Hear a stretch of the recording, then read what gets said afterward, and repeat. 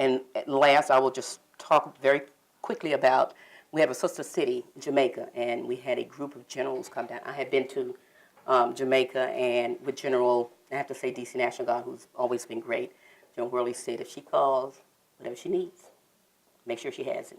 And his deputy would say, well, we had to fill out the paperwork. We have to do this. When she calls, we can do the paperwork later. Let's get it done. And I mean, again, a great supporter. But I went over with him for a couple of days, and it was amazing because the military, and we did all of the military, and of course, they stopped me at the door. I'm a woman. And the general said, she goes wherever I go. In fact, you treat her better than you treat me.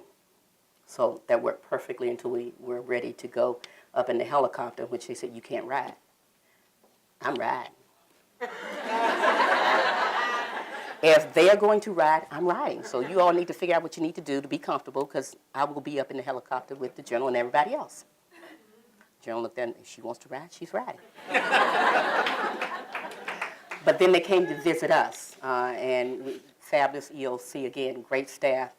And we had one general everyone had warned me about. He's just totally a male chauvinist.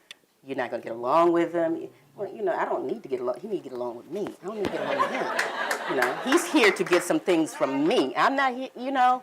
So, you know, you really have to think about that, you know. So we went through our little process. We sit down and talk. We, you know, for a couple of days in a row, 'cause they were here for several days, a whole week, I believe. And at the end, it was wonderful. And he stood up. We started talking about this is great. And he stood up and said, let me just say, sometimes the best man for the job is a woman. And this is her right here. So, you know. So again, never let your dream, especially for folks, young folks that are trying to get into the business, pursue it.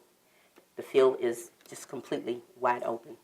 You need to take advantage of the opportunities. And again, if you don't have the compassion for it, don't do it.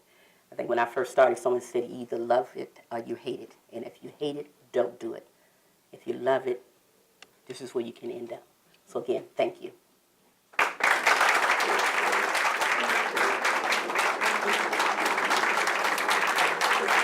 Thank you very much. That was absolutely amazing, hearing your story, which is exactly what we asked Barbara to share with us tonight.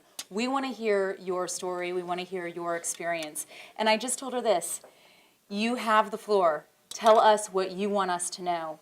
And I knew that what would come out of that would be things that are valuable for us as women and men who would like to support the mission of Empower going forward and to help us strengthen our careers. So Barbara, thank you for giving us an example that you've been such an amazing leader in this industry and for all of us to follow. We appreciate you.